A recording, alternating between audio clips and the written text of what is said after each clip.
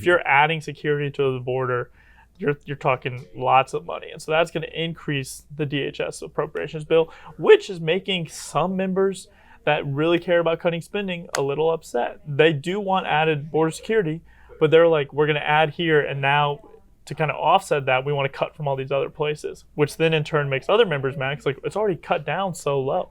There's some bills that are at pre-2019 levels. Right. So we've already cut so much, but we're going to now have to cut more to offset the DHS bill that's going to be kind of have all this funding for border security. And so that's making members upset. Welcome to Reporter's Notebook, where we talk to the Washington Examiner's top journalists about the stories breaking on their beats.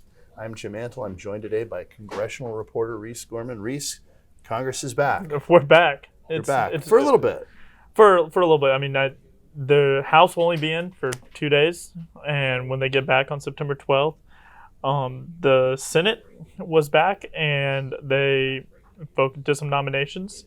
Mm-hmm. They talked a lot about certain things, about appropriations, but that will be taking kind of the full front of just everything. That will be on the front of everyone's minds come September 12th when the House gets back into session, will be appropriations.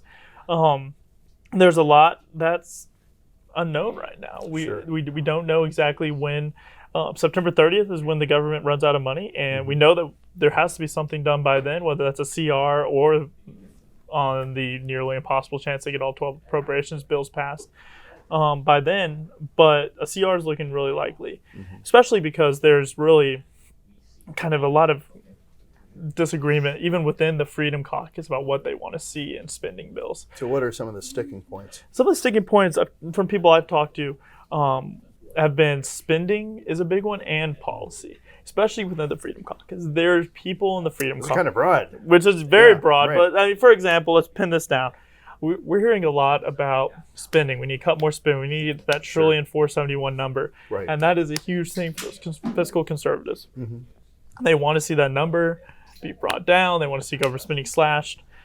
And that's where there are some people in the Freedom Caucus and that want some policy wins. They want to see the border security increase. They want to see added funding for different measures, especially in the border. That's the huge thing. That DHS funding bill is going to be a huge appropriations bill because a lot of them are saying they're not going to vote for anything unless there's added border security measures in this DHS bill or attached to the continuing resolution that could possibly happen come September 30th. And those are things that cost more money. Those are things that cost quite a bit of money. I mean, if you're adding security to the border, you're talking lots of money. And so that's going to increase the DHS appropriations bill, which is making some members that really care about cutting spending a little upset. They do want added border security, but they're like, we're going to add here, and now to kind of offset that, we want to cut from all these other places, which then in turn makes other members mad because it's already cut down so low.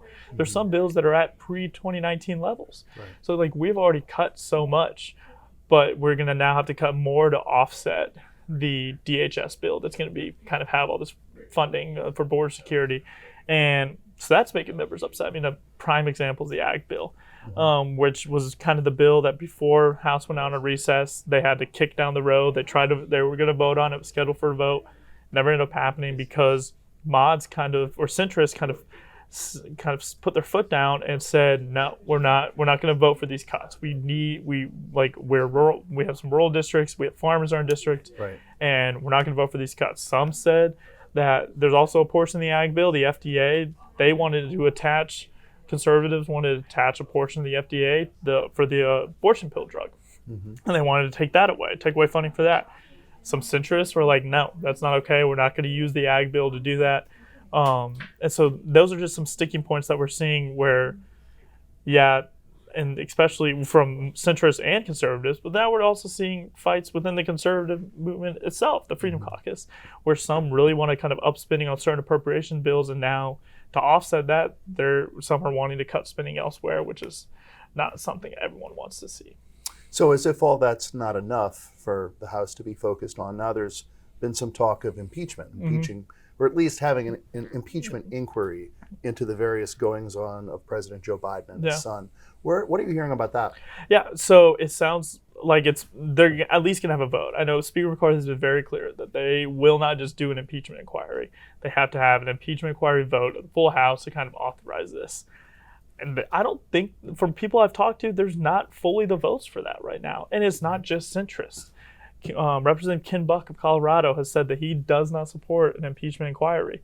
And he's a Freedom Caucus member. Right. So he's also a former DOJ official. So there's also that side of things where he's kind of done investigations before. But he said that he just doesn't see a reason to do an impeachment inquiry right now. He said all the stuff that he's seeing is bad. It doesn't look good. It's unethical. But he's like, this is not. I don't see anything illegal that would cause us to have to do an impeachment inquiry.